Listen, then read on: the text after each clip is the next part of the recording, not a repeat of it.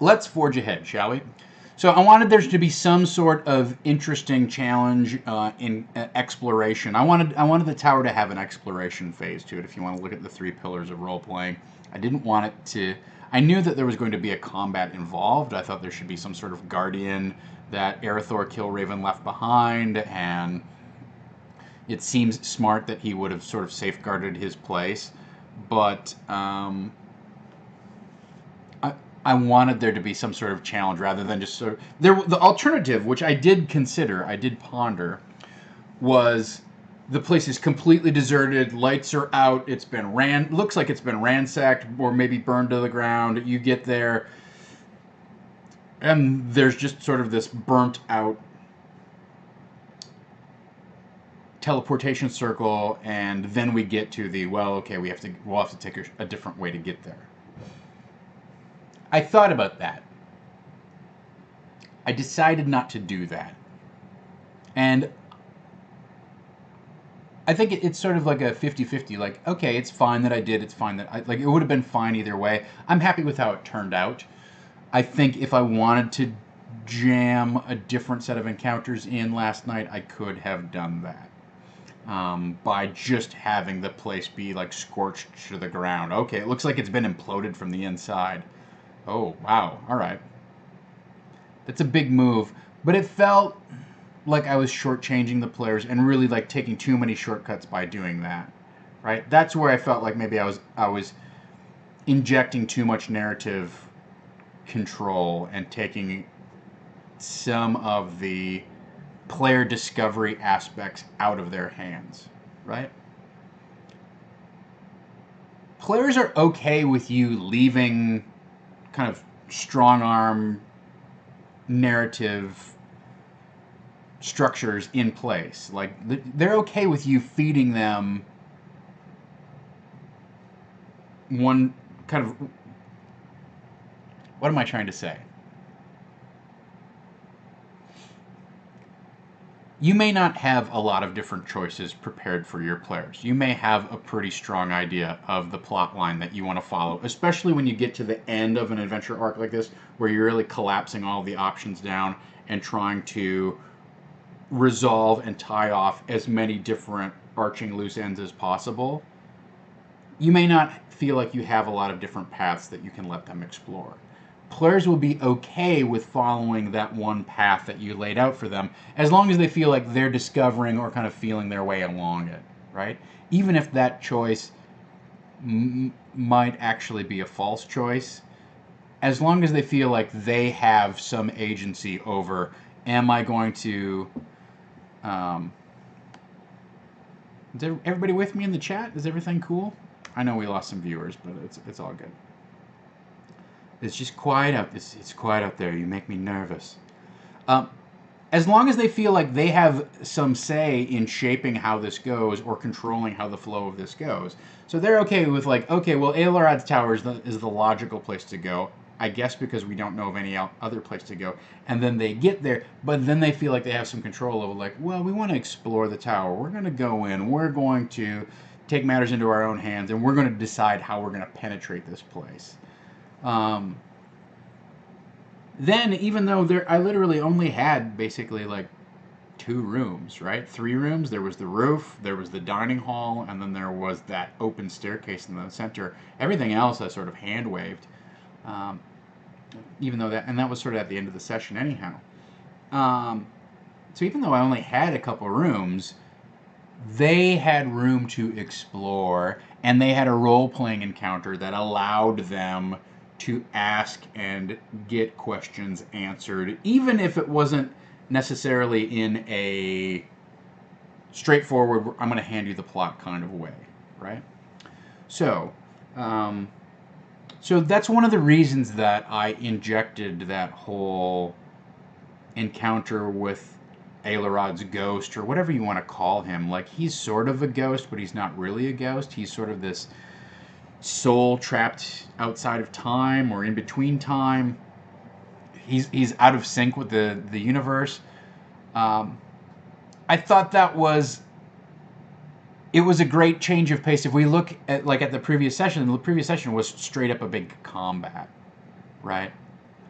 and there was a role-playing scene at the beginning, but then there was this chase scene that got pretty involved and pretty technical and tacky. And so it was nice to then come back to, we're coming into a new situation and we want to interact with it a little bit, to have a role-playing scene back around. As opposed to walking in, another ambush, we got to defeat these guys, and did we learn anything? I don't know, blah, blah, right? So... Wraith42 says players in general are much more okay with railroading the narrative as an arc nears a narrative resolution or critical juncture. Yeah, right. It's similar to literature, even though sometimes the upcoming major notes are predictable. As long as the path through is interesting, it's all good. Yeah, I definitely agree with that sentiment, that as you're pushing to a conclusion, they want to, part of it is players want resolution to things. And that's one of the major issues that I think you're going to come up with if you want to run a sandbox-style campaign, is there are so many different things to pursue that even if you sort of if you halfway resolve one, but there's still 5 things left out there to pursue, it's hard to feel like there's been this dramatic rising action that then builds to a satisfying climax, right?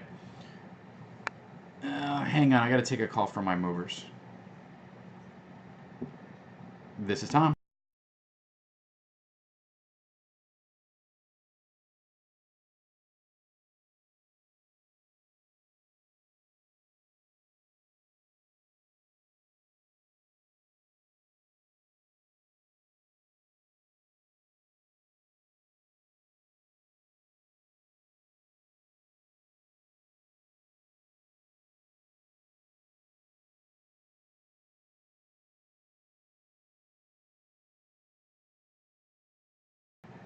We're back. Hey, I'm moving tomorrow. That's the good news.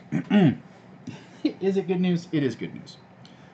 So that's one of the challenges with a sandbox style and campaign is you might have a bunch of different mysteries to explore, but if they all seem to have kind of equal weight and they all seem to provide an equal amount of threat to whatever the world is, it's hard for the players to prioritize what that thing is. And also, you're going to have a certain contingent of players, or certain proportion of your players, who are completists, right? I mean, we all, from video games, we all know those people, right? We've got the people who, like, I pick up Call of Duty, I don't even open the campaign. I don't care. Do I feel like I have to prestige 10 times in the game in order to make it pay off? Not necessarily, right? Then I've got a buddy who will play, like, Fallout 4 and wants to get every single achievement unlocked. Like, that's his goal. I've got to explore every single thing on the map. I get overwhelmed when I have 9 quest items on my quest list. And I don't know whether I can do this one or not. That one's over there, and this one's over there, and, like, that drives me nuts. But there's a certain player type who wants to tick all the little boxes off, who wants to know the answers to all of the cool little things that you've created, right? But when all of those things have equal weight, it's hard to feel like when you check one box off that there's not still 4 sitting there staring you in the face going, well, you haven't done these yet. So, something to think about, right? Like if you listen to the Experience Pointers podcast, they sort of go around, they went around quite a bit on their most recent episode, not the last one that just dropped for Patreon backers that's coming out next week, but the most recent one, they were talking about sort of narrative versus sandbox. And I think that's one of the things that you have to keep in mind, is that players want to resolve things. The player's job, as I have said over and over again, the player's job is to figure things out. They want to figure things out. So if you're helping them discover, okay, well, you are narrowing in, you're zeroing in on your target, that's what they feel like. We've figured all of this weird amorphous stuff out. We're finally focusing in, zeroing in, it's tightening up. That's the guy. Let's get him. Fight. Conclusion. Grr. Satisfaction. Denouement. Introduce a new mystery. So, I could have had this thing, like it was almost set up where they penetrate through the wall of iron, which I was surprised to find out isn't in 5e anymore. They penetrate the wall of iron, and there could have been an ambush right then, or if they pop the first door open and let's get them. And I thought about setting up we could have had an interesting fight because they had flight on all of them. We could have had a flying combat, kind of guys fly in, guys fly out, up, down, different dimensions. I wasn't really geared for that. I think that should actually kind of take place in a three-dimensional kind of game space, and I wasn't set up for that. But that could have been a really interesting combat of you're circling around the tower, kind of a dogfight scenario. Maybe could have been fun. I decided it was too complicated for what I was prepared to run last night. But I could have also just had an ambush straight up end of the hallway. Like, they get into that dining room, guys jump out of the fireplace, or some guy's invisible, we start fighting, slash, slash, slash, slash, slash, and then explore the rest of the environment. Now, I chose not to do that. Instead, we had an encounter with Ailerod's disembodied soul, or whatever it is, right? And I think there's two parts to that. Do I really think there's two parts to that? I guess I do. One was, let me get to the heart of the matter first. I didn't have enough notes. I wasn't prepared to detail Ailerod's tower room by room by room and actually have an interesting dungeon crawl through the entire tower. I didn't have that in my back pocket. There's been a lot going on this week, so it's been tough, under the gun, right? So,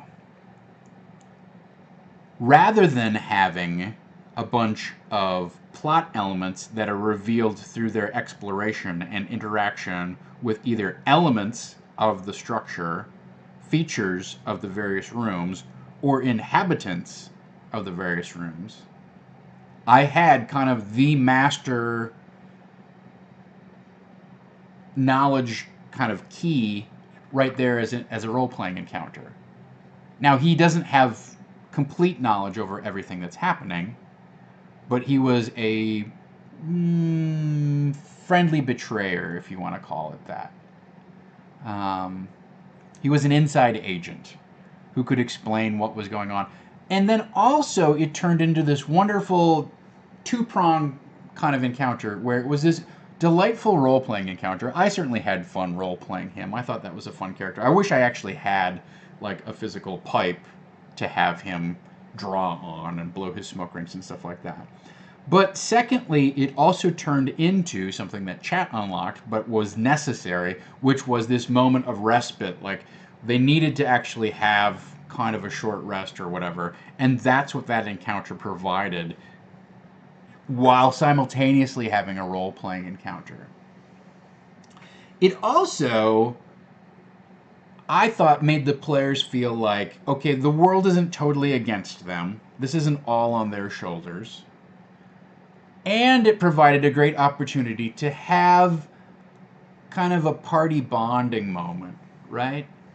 I thought it was so wonderful to have that moment where he asked about the party tattoos and the tattoos that they all had. And then he gave one to Ava. I thought that was like a really solid moment because, let's be honest, it's difficult for anyone to come in and jump into a campaign when it's already been going on for 9 months, right? And so Megan has the unenviable task, task of coming in and trying to find her character's place in the group. Like, I'm not worried about her finding her place at the table because everybody at that table knows Megan and has a relationship with her, and there's a certain level of trust and whatnot. So it's not like she has to establish her bona fides as a role player at the table, right? Which I think you will see when you put 4 new people together. There's this feeling, kind of like feeling each other out. Like, okay, what do you got? What are you going to bring to this thing? Like, where are you going? I mean, we don't have to play that game with Megan because everybody at the table has gamed with her in other venues and whatnot. So it's not that necessarily a thing, but it is definitely a thing where they're very strong, three very strong characters that are very well defined, and her character literally has like been birthed out of the ocean over the past 6 or 7 sessions, over the past 2 months or so, right? And that is difficult for her to go, well, now I don't have a history with this people. In fact, I don't actually have a history, right? I'm a divine incarnation of some other being that has been exiled from this plane, and I don't come from a place in the world. I don't have a relationship to, I'm not a member of the Harpers. I'm not a member of the Shadow Thieves. I didn't go to college with, in Neverwinter with Avril. And it was a clever way to introduce her character, but it also took a lot of tools out of her hand that would have been able to, like, she would have been able to invent a backstory, right? So I thought it was nice to have that moment, or have some moments where she got to bond with them. She actually got to bond and become part of the group. She got to indulge in the shared backstory that they had already established and become a part of it. So that part of the encounter building also, I thought, tone-wise, session-wise, group-wise, it made sense to have this somewhat prolonged role-playing encounter where they got to do all these great bonding things, but also find out some things about the plot and what's going on. And then that was also contrasted with Black Razor going, I got 5 pings on different creatures that are about 60 feet below us, and they're getting ready to do, I don't know what, but they're moving around, and I think they're setting up an ambush, and you've got to do something. They're going to, like, we got to stay in it. We got to stay with it. Click, clip, clip, clip, clip, clip. Thomas W.D. Young, thank you so much for joining us. So that scene, I will say, like, did get away from me a little bit in terms of riding shot. I kept looking at the clock going, oof, this is starting to unroll maybe more than I want. And yet the players were really enjoying it. I was really enjoying playing that character. I got to explore some of the dynamics of the group through the lens of him, and they got to learn some things about the plot through the lens of him. So the second encounter was the ambush. I was pretty worried because I was looking at that magic user's spell list, and he's got some juicy stuff on there. Now, thanks to chat, they had plenty of bumps to help fend off a lot of that stuff. And that Darrow fetal servant thing is just icky and gross and weird. And if he'd been able to make it one more round, he would have tried possessing somebody else, right? And at that point, you have this very strange situation where one of the party members is possessed and starts acting against everybody else. So, that's not always a fun combat of your companion has been dominated or mind controlled and now they're going to use their abilities against you. The player feels like they're being shortchanged. The party gets on pins and needles. They're like, well, we don't want to, beat the guy to death because he's our friend. Then you start to get into the D&D's really weird rules of, like, how do you subdue somebody? I'm going to grapple him and then knock him out. No, you're not going to knock him out because he still has 75 hit points. That doesn't make sense. You're right. It doesn't make sense. It's Dungeons & Dragons. It sucks that way. So I'm glad that he didn't manage to pull that off. I don't feel like I sandbagged him intentionally on that. Yeah, I knew that the Paladin was going to have a pretty good will save, but there weren't that many other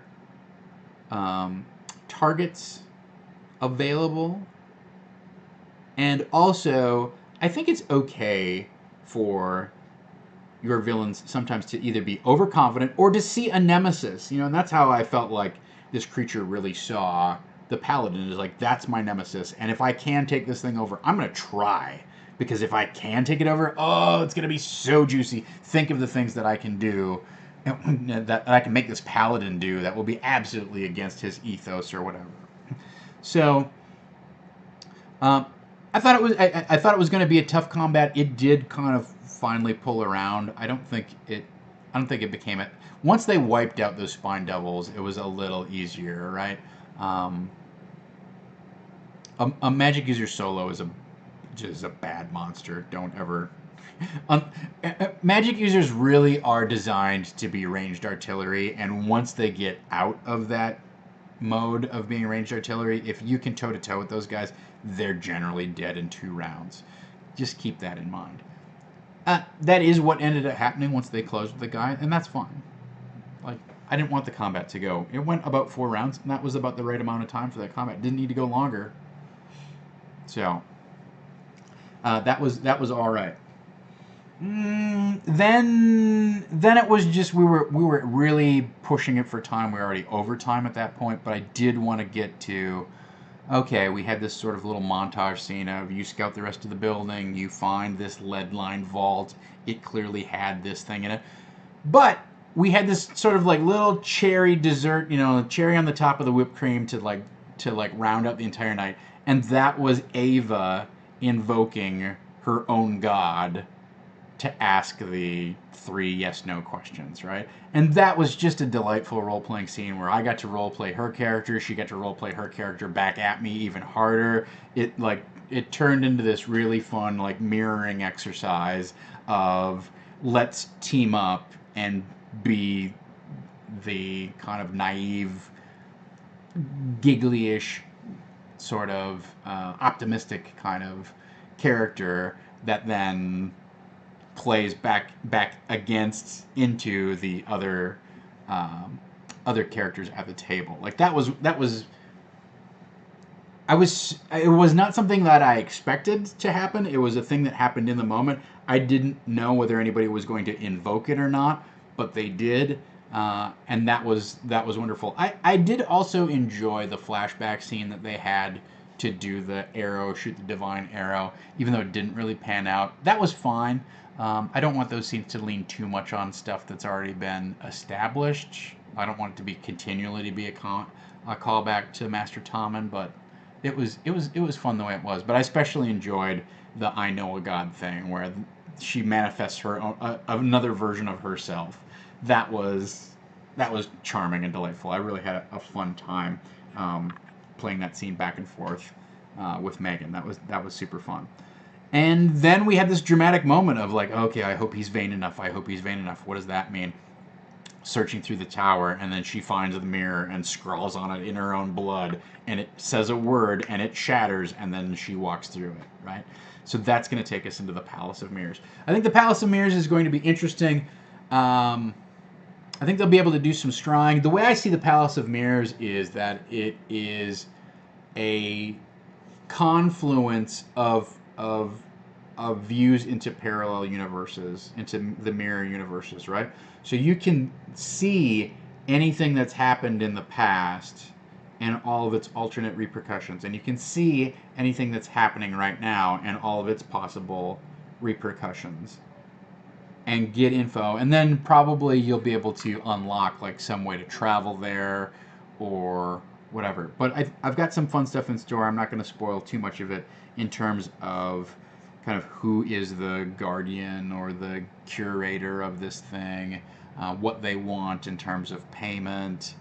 I talked about it with Dom the other day after Disorganized Play, and I know on Tuesday we had talked about, well, maybe you need to sacrifice a certain number of hit points or something like that, or ability points. And I don't think that that's going to fly with the players. I think, number one, the players are so low in hit points they don't want to give any up. And that's just the main thing, is they're even if they weren't low on hit points, they wouldn't want to give any up. I think a reasonable number of hit points to zero in on your main opponent and scry to them or whatever, or teleport step to them, would be 10 hit points.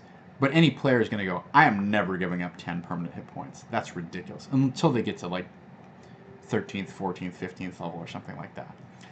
So it's I've got some other ideas about how that's going to work, and I think that's going to be fun and interesting. We had a great set of donations last night, so I really appreciate everybody who threw stuff in the tip jar. The palace, some of this stuff is gonna pay off in our next episode. I think we have a scene with at the Palace of Mirrors where they kind of are able to reconnoiter the situation, and then maybe give them 15 minutes to formulate a plan, and then strike to the heart of what's happening, right? As has been hinted at, clearly Arathor Killraven is conducting some sort of ritual. I think it involves Asmodeus. And it also involves these Moonstar cadets, or whatever you want to call them, this secret bardic force of kind of anti-harpers or shadow harpers that he's been grooming.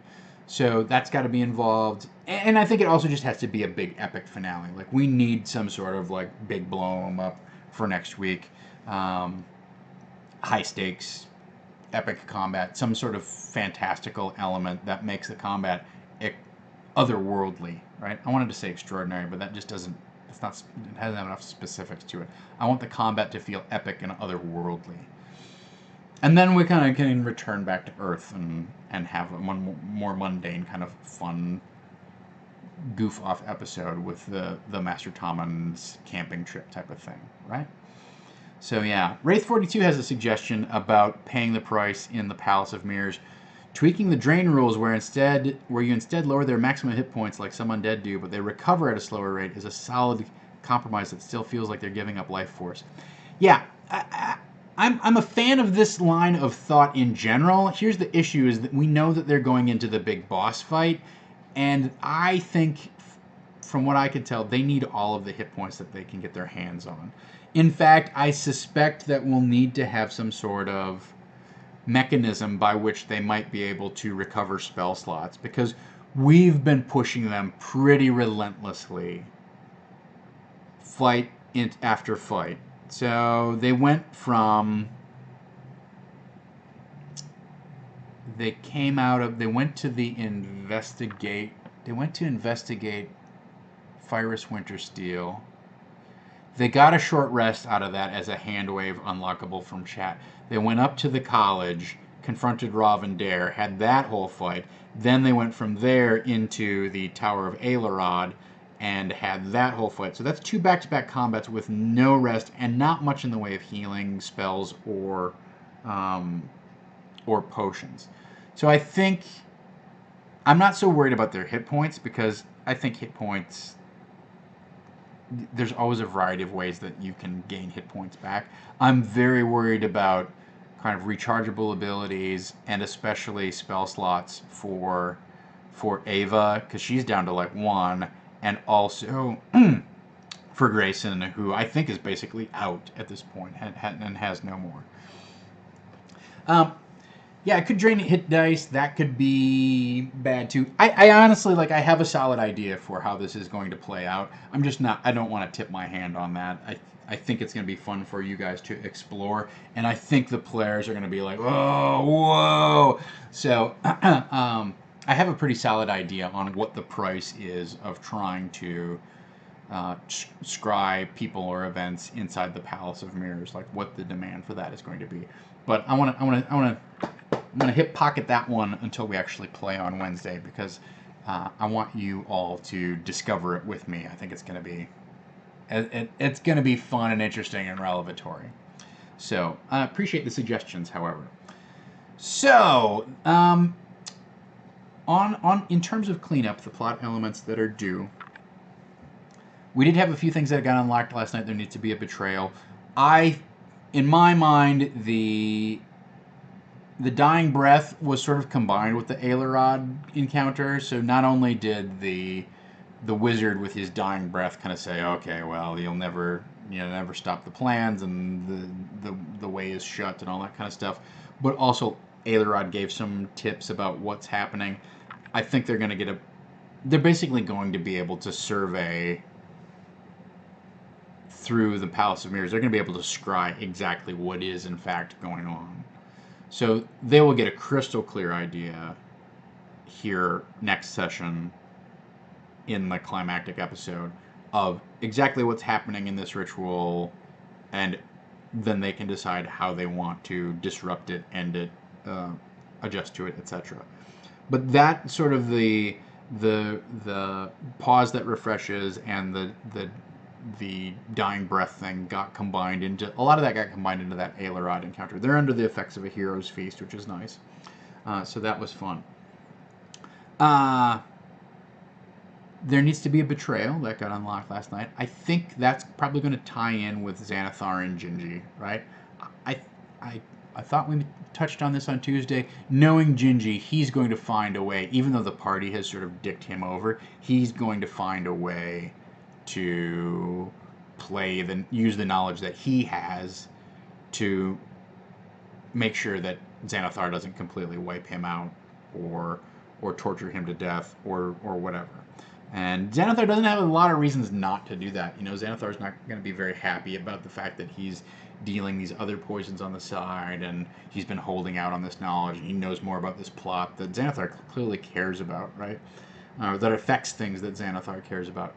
So I think that's where the betrayal comes in, is that Gingy is going to betray the party in some fashion. I don't know what. Like, I don't know how significant, how deep it's going to cut, but I think he's got to offer something up against them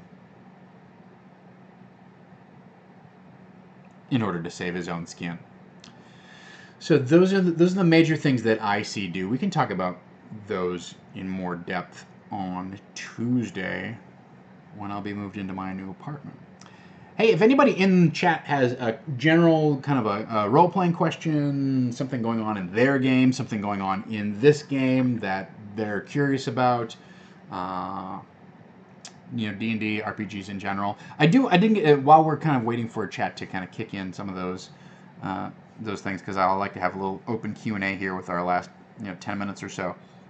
I will say, the Tome of Beasts 2, which I think is called like Creature Catalog or Creature Collection. I'm not sure. Anyway, Kobold Press is putting out another Tome of Beasts. Now, anybody who's been following Iron Keep for the past 3 or 4 weeks, you've seen me lean heavily on that book. I love the monsters in that book. I love how tough they are. They really have some teeth without being overboard. They have some interesting spins, and they have some interesting abilities that are not your run-of-the-mill kind of, it's a monster and it hits for 2d6 plus 5, and also it can take a reaction and increase its armor class by 2, right? It's got, the Tome of Beast really has some terrific flavor stuff, and when I'm looking for a monster that I can reskin as like the weird owner, ruler of the Palace of Mirrors, like what would that creature be like?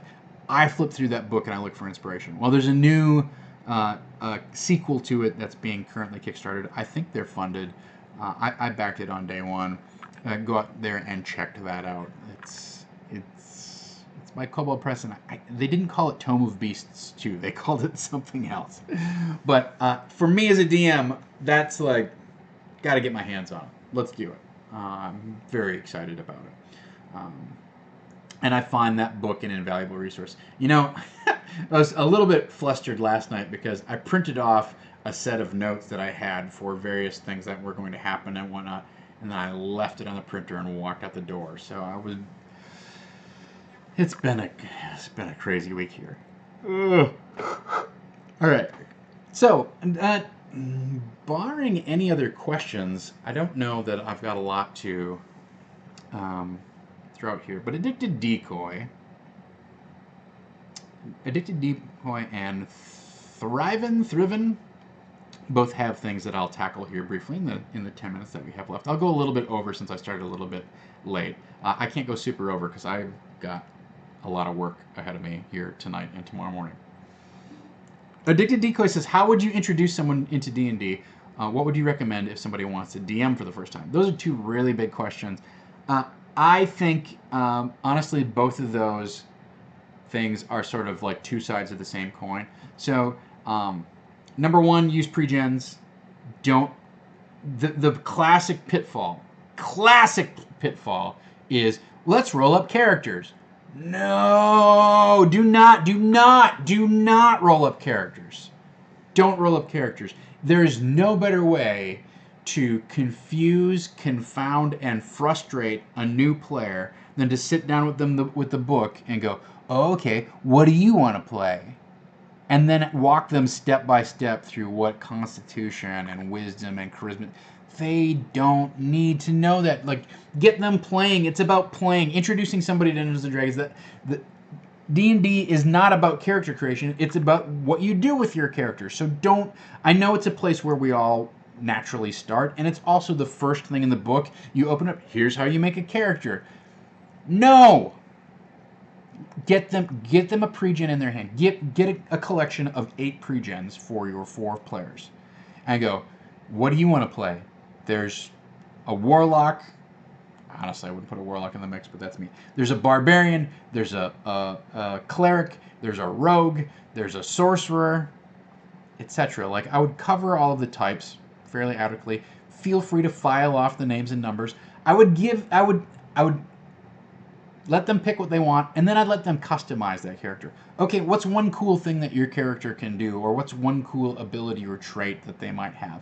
And then find a way to make that reasonable in the game. You know, if they say something like, "Oh, I have this axe that blinds people when I hit them with it." Okay, well, that's a little powerful for what we're playing here. How about you have once a day you can hit somebody with your axe and it will blind them? Great compromise. And also, in the end, who gives a shit if it's overpowered or not? Like, let them have fun with the game once, right? So that's one thing, right? So let them pick from a pregen. Don't get into kind of how the rules work. Strip down the rules as much as possible, because D&D has a lot of very tedious rules, right? So strip it down so that it's a set of simple skill checks, that it's not 20 skills. You can make it 5. If you want to have a very stripped down, straightforward role-playing experience, you can play Fate Accelerated. They have everything very straightforward. Like, is this flashy? Great, done. It's easy. It's not the same experience because you're rolling Fate dice instead of D20s. So I get that it's distinctly different than D&D. But if you want to look to a streamlined system that plays really fast, is explained really fast, and lets you do cool stuff immediately, Fate Accelerated is a fantastic intro game to play with people. Maybe fidget with it so that it conforms more to a D&D style of play, but you don't have to. So then the other thing that I would say is, and this kind of applies to the DM side of things too, right? Which is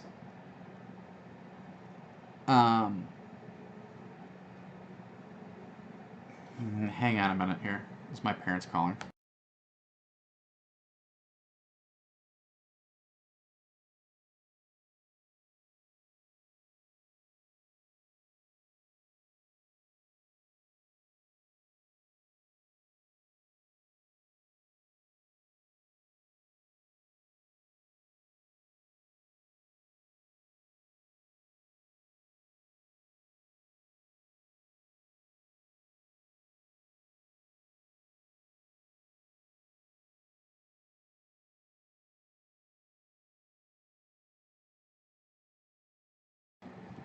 All right, so there we go. Anyway, so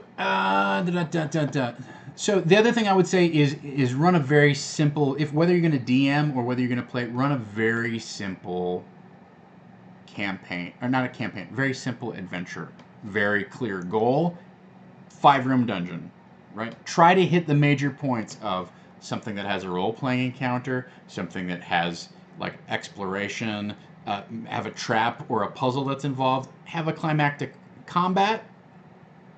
That's 4 rooms right there.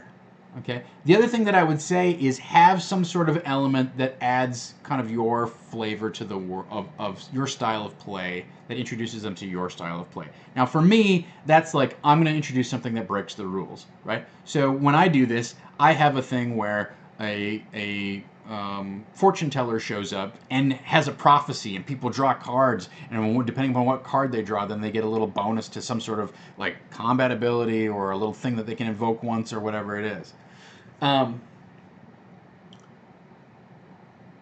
So then that's 5 encounters. That's all you need for a night. You're going to be lucky to get through 5 standard dungeon crawl encounters and have it be a standard dungeon crawl. Don't have them meet in a tavern. Don't have them explain who each other is. Give them pre-gens that are already a coherent unit, already know each other, already have an adventuring history together, and then let them go off and explore that one adventure and have room for follow-up if you want. But that's that, right? Like keep it very compact and simple, and don't be afraid to kind of use the cliches of the genre. You go into a cave and confront a dragon. They don't know that you shouldn't do that. And you don't have to make the characters first level either. I would say don't. Make the characters 3rd level. Fine, they have a little survivability. They have a few interesting attributes.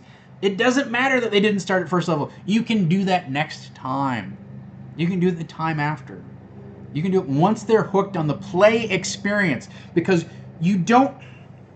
When you're introducing D&D to players, the number one mistake that people make is they introduce the rules. The rules do not matter. The rules are not what's interesting.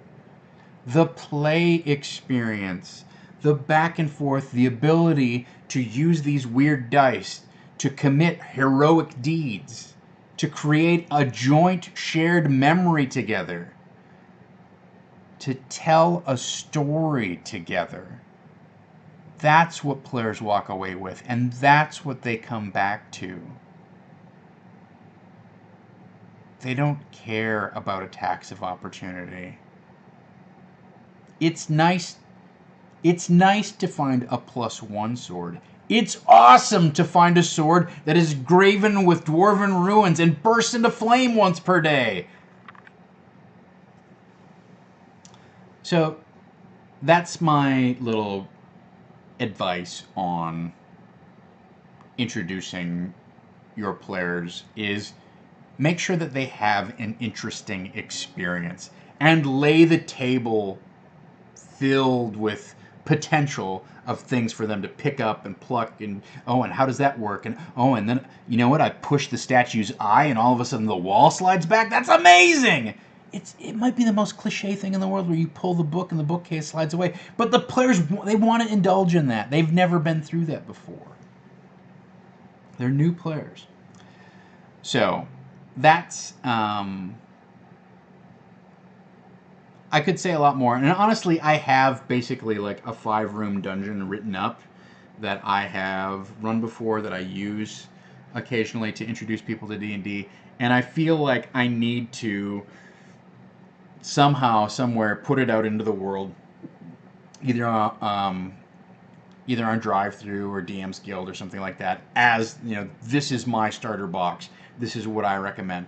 But I want to get it brushed up into like at least a clean,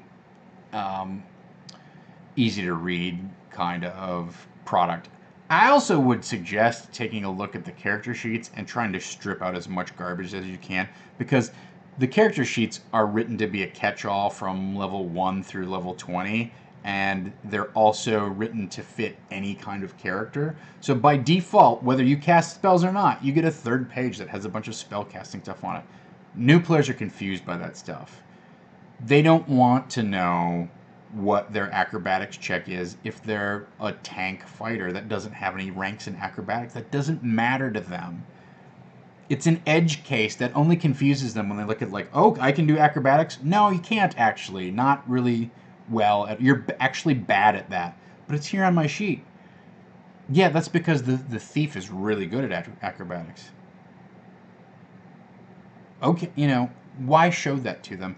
It's an edge case. When it comes up, you, as the experienced DM, know that you can explain it to them in the moment, and then they have an appreciation and a context for, oh, okay, so there's skills that are pegged to different abilities, and my ability I just suck at that, so I don't have any bonus to that, so it's not on my sheet. I get it. Strip those character sheets down. They're bad. Beast Be Care says, if you give me a character sheet, the first thing I'm going to do look for is what is the cool thing that I can do. That's why I suggest you let the players fill in that blank. Give them some agency. Let them take part in and begin thinking about like, oh, how could this world be fantastic? What it'll also tell you, kind of like give you a gauge of like where they're at. Like, are they going to go directly to all the Harry Potter references? Are they going to go to like a Thomas Covenant kind of thing, that something that they've read, a Lord of the Rings, a movie that they've seen, like whatever it is. It'll give you an idea of like, okay, what sort of level of imagination are they expecting and what are they operating on? Tell me something cool that your character can do. Oh, well, could they have like a genie enslaved in a magical ring and they can call on them 3 times to do different stuff? How about you've got 1 charge left from that genie and he's not allowed to physically hurt anybody? Okay, yeah, that sounds cool. Done! Okay, well now I know where you're at, like with what you're thinking, what your idea of fantasy role-playing is, and also we've come to a compromise that lets me sort of assert my authority as the DM, and lets you inject your creativity as a player into the world, into your character. Win-win! La la la. Let me go back and pick up Riven's question. I could do a whole show on this, right? Obviously, it's a good question. There's a lot of deep, there's a lot of fascinating angles to be tackled there, and obviously I just spent 15 minutes doing it. So Thrivin says, "No, son, we are watching you right now, and we know you're just talking about D&D." But Thrivin also says, "My parents are you on fire?" No, I'm not on fire. Thankfully. Do you find puzzles or riddles boring for your players? That is a little bit of a loaded question. I don't. My players like puzzles and riddles to a certain degree, right? To me, puzzles and riddles are like ketchup.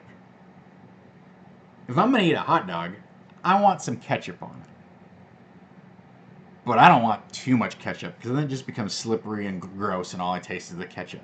So it's got to be, it's that little kind of like flavoring mechanism. It's just a little detour off the beaten path of, okay, well, I like to play a game. They're hard to introduce organically. It's hard to come up with one that's the appropriate challenge.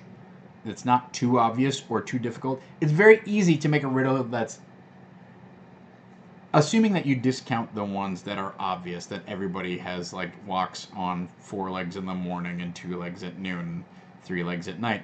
That sort of, like, those riddles that we all have heard and we all know. If you discount those, and then you start to go into the world of, like, logic puzzles and things like that, it's very easy to make a logic puzzle that's way too complicated for the players that they don't care about.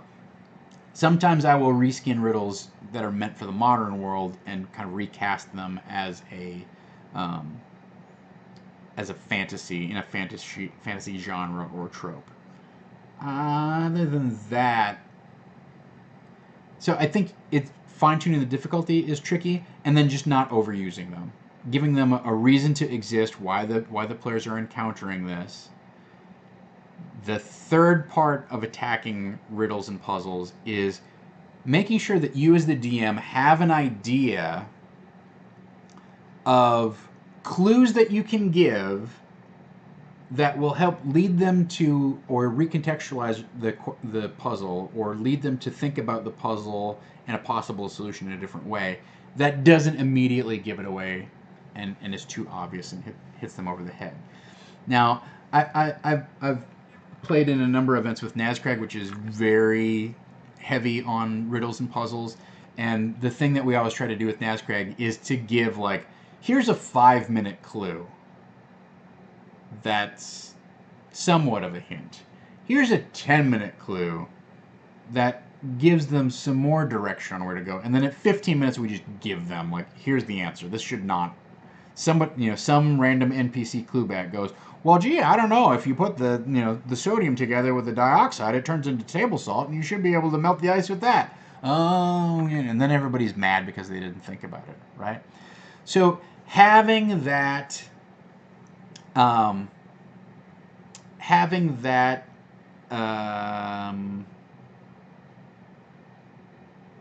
in your hip pocket, having clues that are appropriate, that kind of scale you to, okay, if they're what happens if they need a little nudge? I could tell them this, or this could happen. What happens if they need an even bigger nudge, pretty strong nudge? Oh, okay, then this guy speaks up. And then finally, if they're just not getting it, I don't know. Am I gonna? It's always. I always find it difficult to have them just straight up roll an intelligence check that tells them the answer. I'm not a big fan of that school of attacking puzzles and riddles. You will have players in your group who don't like puzzles and riddles who will be like, I have an 18 intelligence. Yeah, I got a 26 on my Arcana check. Why don't you just tell me the answer? Because that's not the purpose of this play experience, right? I'll give you a very strong hint, or I'll help you, or I will straight up tell you, yeah, you can recognize what this is by spending about 10 or 15 minutes thinking about all the different possibilities, right? Yeah, the Win 10 update is bad this week. It is. I spent 90 minutes updating my computer this morning. It was not a great way to kick off my day either. So, I think so. Thriven, you're talking about using a pop song as part of the puzzle with your group, and I think that's tricky. It depends. That's entirely dependent upon your particular the tone of your game. If your game already has a lot of pop culture references in it, like very overt pop culture references. If your game is maybe like, oh, you're playing in a fantasy version of Los Angeles, okay, great. So we go visit, you know, we go visit Robert Harefoot Jr. on the set of his new movie, The Iron Golem Man or whatever, right? Like if you're running that style of game, which is cool if that's what your players are into, I prefer to run that style of game as a futuristic kind of cyberpunk or dystopian future type of game where it's like, oh yeah, we're making Iron Man 27 now. Robert Downey Jr. has been pumped full of, you know, synthetics and steroids, and he's mostly plastic at this point, but he's still charming as all get out. And then they unplug him and put him into cold storage at the end of the day so that they can have, you know, rework his flesh synth the next morning. If your campaign has a heavy pop culture feel, then great. If it doesn't currently have that, and you're going to make a pop culture reference, I personally find that pulls players out of their suspension of disbelief, and they go, "Well, I know that because I'm 42 years old, and I've heard of Madonna, and I'm a huge Madonna fan, and I grew up dancing to her music in high school or whatever." Junior high, whatever it was. But my character would not know that.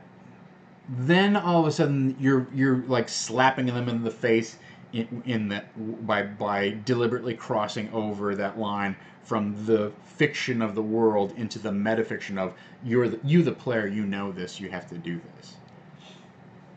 So if your game already blurs those lines, then I think it's okay. If your game is more of a traditional, like, we exist in the Forgotten Realms and I'm hewing very closely to the storyline that's presented in Storm King's Thunder, and it's a very, you know, swords and sorcery fantasy style game, or whatever genre, you know, whatever campaign world you're adventuring, we're in Greyhawk, whatever it is. But if it feels like a distinctly different and unique culture and world, then when you poke that piece of the real world in there, everybody goes, oh, what, what?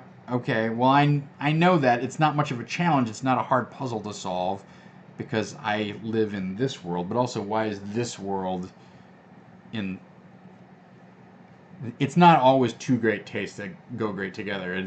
Sometimes it's the pin that bursts the balloon, right? So there we go. That's my take. That's a quick take on puzzles. All right. Well, you know, I would love to. We had some great questions going on here. We've picked up some great viewers. Richard McSunday says, "Can you answer my question about clues?" I'll tackle that, and then I do have to wrap the stream today guys. I apologize for that, but I'm under the gun here, obviously. So, 64 megabytes says, one thing I love to do with puzzles is not create it with a definite solution in mind, but rather once the players have spent enough time trying to figure it out or think of something very clever, they beat it.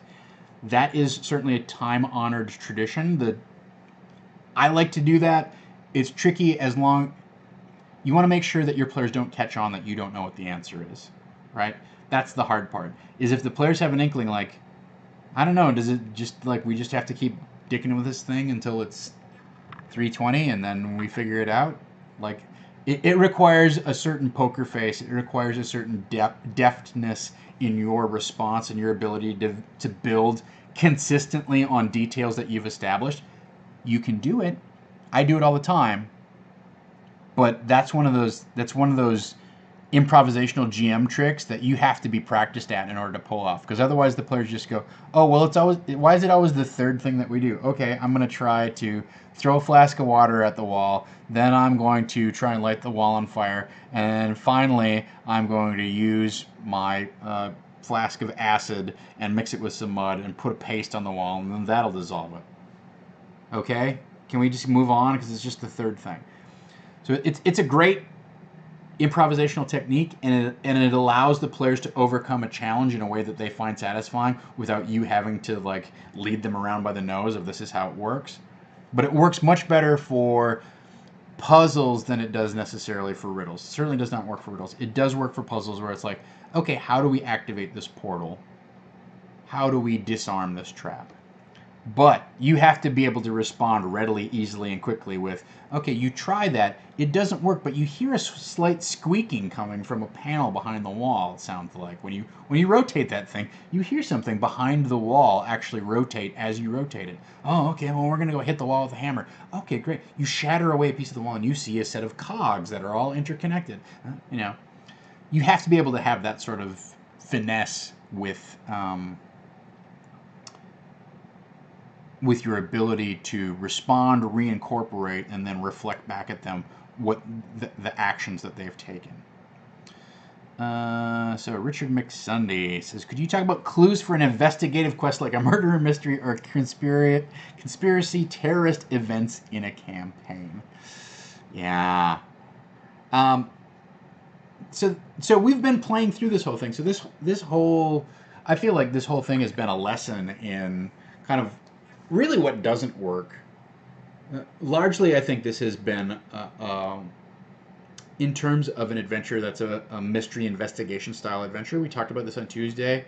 I think it's been a failure. I don't think the players have done a good job of amassing and collating their clues. I don't feel like they have any confidence in being able to recount the plot of what happened and figure out whose motivation for what was going on. I honestly think they're completely lost at this point. And they just know that there are bad guys that they need to chase down, right? So that's fine. I mean, ideally, it wouldn't be this way. They would have a clear idea of, like, okay, this guy wants to create some sort of cover that is an entree for the cult of Asmodeus to take root in Waterdeep, and therefore he's sabotaging these productions so that he can get his cherry-picked productions on stage and use them as a way to preach the folly of paladinhood and the temptation of worshipping Asmodeus, and therefore grow the ranks of the cult in Waterdeep. That's ostensibly the plot of the adventure as written. The players have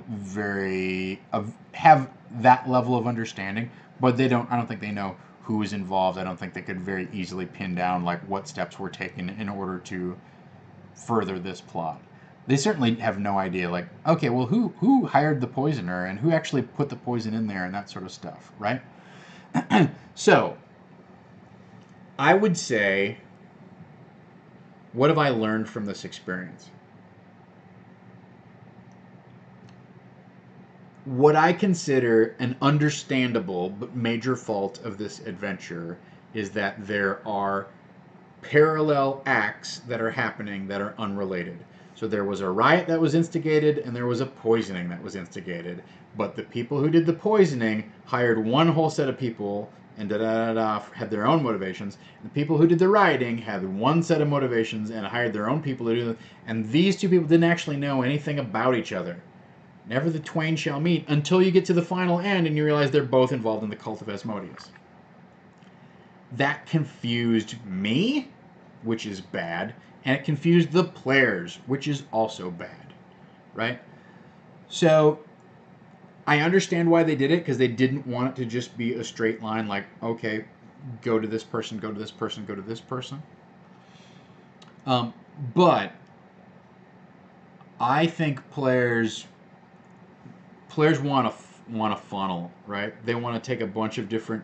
They want to have a bunch of different leads available to them, and they want to start connecting them down and down and down and narrowing their options down, rather than chasing one and it goes this way, and then they start chasing this one, but it's over here on its own parallel track. This guy doesn't know anything about that guy. Well, wait a minute. Players don't think that way.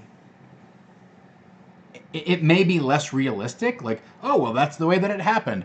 Yeah, but that doesn't mean it's a great play experience, right? At the end of the day, what we're trying to deliver is a satisfying play experience, not a convoluted, real-world, spun off from the headlines type of story of like, well, it turns out this is the way it happened and that's the way it is. No. So that's tricky, right? That's a tricky thing.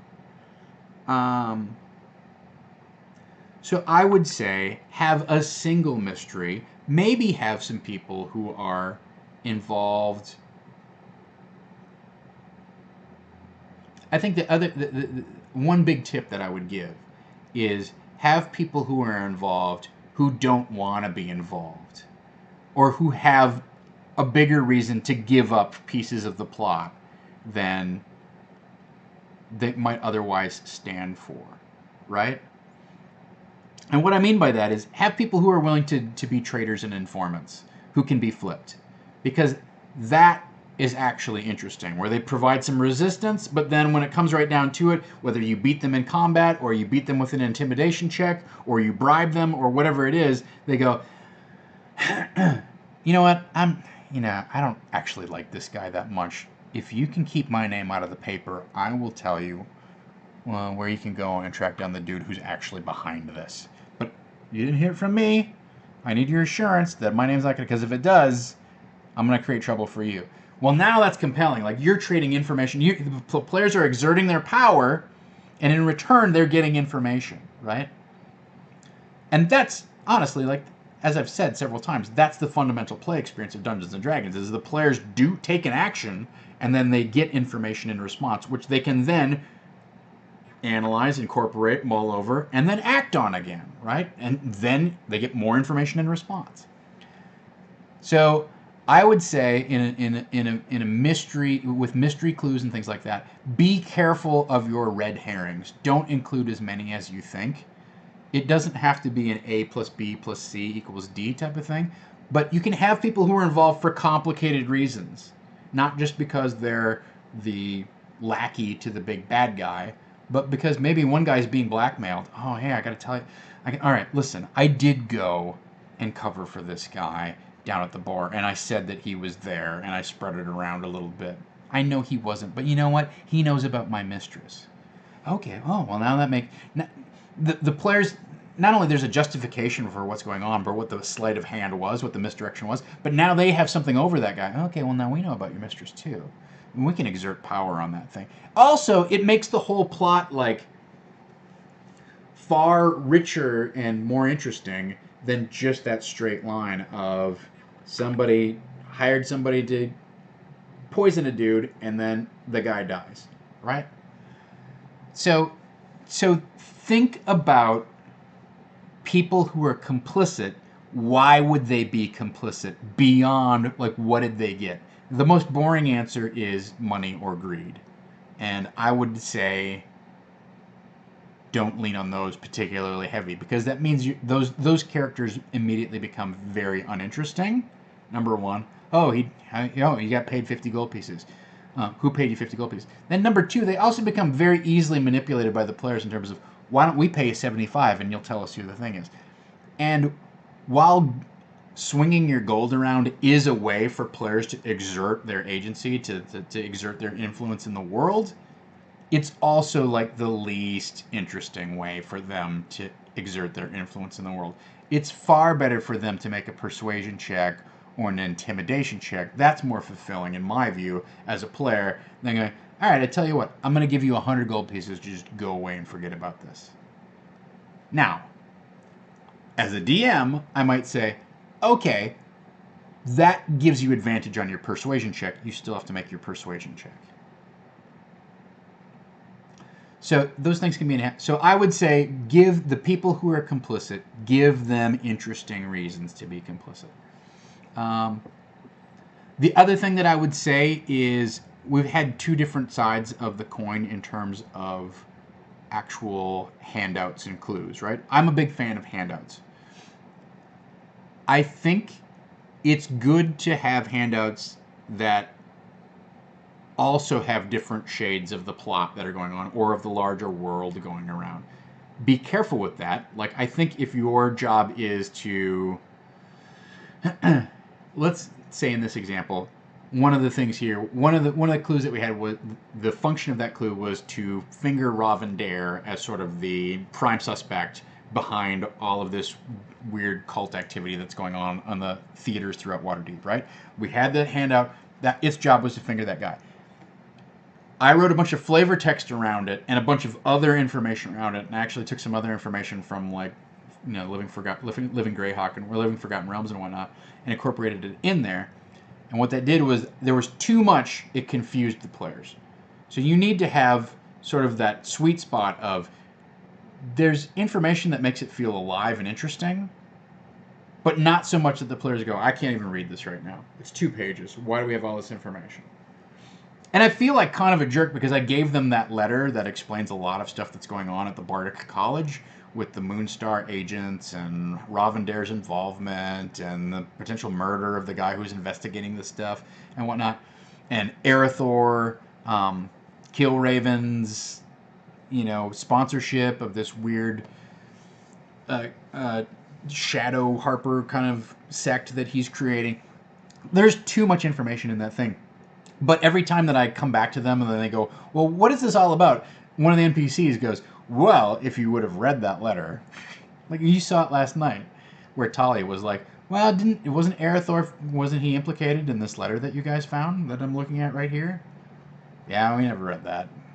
Thanks for taking care of the plot for us. So, Beast Be Care says, would you focus on just one of the threads and keep 1 or 2 red herrings, or would you just completely streamline it if you were running it again? I think I would incorporate both of the things, both of the plots together so that the one plot knew about the other plot. That's what I would do. Rather than them being on parallel tracks. Because, it you know, it's an interesting coincidence, and it's weird that the way that worked out. But I might start it that way and then have somebody in the middle go, you know, it's funny because this guy came to me for this thing. And then, like, literally 2 hours later, this guy came and asked me for some poison that he wanted to use against somebody in the same show. Like, I would get them connected a lot sooner. I would have to go back and watch some of our play sessions because I feel like this adventure really did get to be a little bit of, not so much discover the clues and decide where to go next, but discover a clue and get led by the nose to the next place. And that may be on me, on the way that I'm running it. And I'm not sure, when we're this far deep into it, whether it's a reflection of my GM style that I kind of fell down on the job, or it's a reflection of the structure of the adventure, or maybe it's both. And I will say that sometimes reading an adventure, it's difficult with the traditional adventure structure to get the idea of the full plot. When it's chopped up into, like, in this chapter this happens, this chapter this happens. There's not really a great, at least to my recollection, a great summary of here's the plot. I think there's some fun red herrings in there in terms of the Jane, not Jane, but what's her name, like Fran, whoever the tiefling character is, like that's interesting that she's like, I feel bad that poison got used. That's not really cool. I'm just more of a trickster figure. It's a little weird, but it's interesting that way. I think it's got a lot of potential, and I'm glad that I picked it. And I think it's going interesting places. And I love the idea that it takes. I've certainly loved the idea that it takes place in the theater scene in Waterdeep, which is sorely underserved in the other resources that I have on Waterdeep. And it's also been able to sort of like bring me back to my own college days of like, okay, here's what it's like to be on a college campus. That I had a lot of fun with the Bardic College of New Ulm and what that was like. So I'm enjoying the adventure, and I think it's been an enjoyable play experience for everyone. I don't think it's been a successful investigation for the party. So, Wraith42 says, I like the use of story points. Sure, you offer the money, but unless you also give up that very valuable story point resource, you need to roll. So, uh, so you bribe them, now you're down a story point. Yeah, I'm not familiar with the story point resource that you're talking about, I guess, when you use that terminology. Is that physical, like you give them each, like, okay, you have a certain amount of leverage where you can bend the story? I like that idea. I'm not sure exactly the parameters like that are used to deploy that and whatnot.